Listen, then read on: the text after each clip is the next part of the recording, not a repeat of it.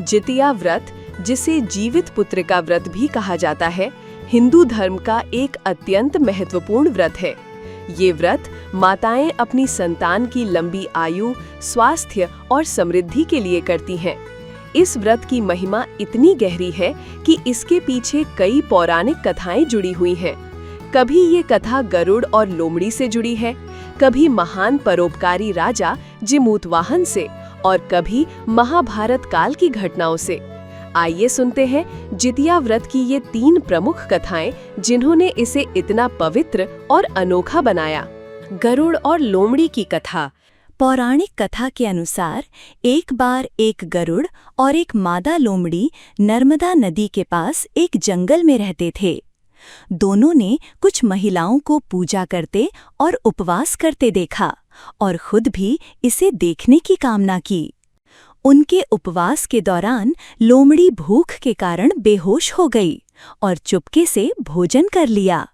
दूसरी ओर चील ने पूरे समर्पण के साथ व्रत का पालन किया और उसे पूरा किया। परिणाम स्वरूप लोमड़ी से पैदा हुए सभी बच्चे जन्म के कुछ दिन बाद ही खत्म हो गए और चील की संतान लंबी आयु के लिए धन्य हो गई। जिमूतवाहन की कथा। इस कथा के अनुसार जिमूतवाहन गंधर्व के बुद्धिमान और धर्मनिष्ठ राजा थे। जिमूतवाहन शासक बनने से संतुष्ट नहीं थे और परिणाम स्वरूप उन्होंने अपने भाइयों को अपने राज्य की सभी जिम्मेदारियां दे दी और स्वयं अपने पिता की सेवा के लिए जंगल में चले गए। एक दिन जंगल में भटकते हुए उन्हें एक बुढ़िया विलाप करती हुई दिखाई दी। उन्होंने बुढ़िया से रोने का कारण पूछा। इस पर उसने बताया कि वह नागवंशी परिवार से है और उसका एक ही बेटा है। एक शपथ के अनुसार हर दिन एक नाग को पक्षीराज गरुड़ को चढ़ाया जाता है और उस दिन उसके बेटे का नंबर था। उसकी समस्या सुनने के बाद जिमूतवाहन ने उन्हें आश्वासन दिया कि वह उनके बेटे को जीवित वापस लेकर आएंगे।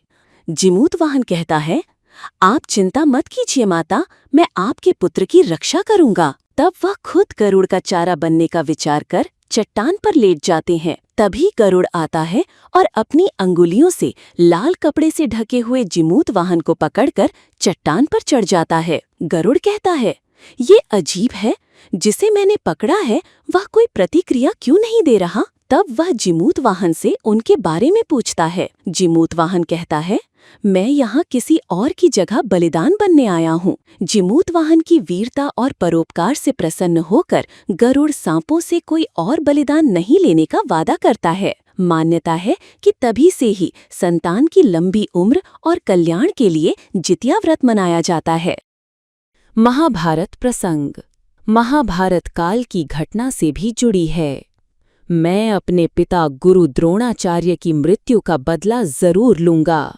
अश्वत्थामा पांडवों के शिविर में घुस गया और 5 लोगों को सोता हुआ पाया। उसने उन्हें पांडव समझकर मार दिया, परंतु वे द्रौपदी की 5 संतानें थीं।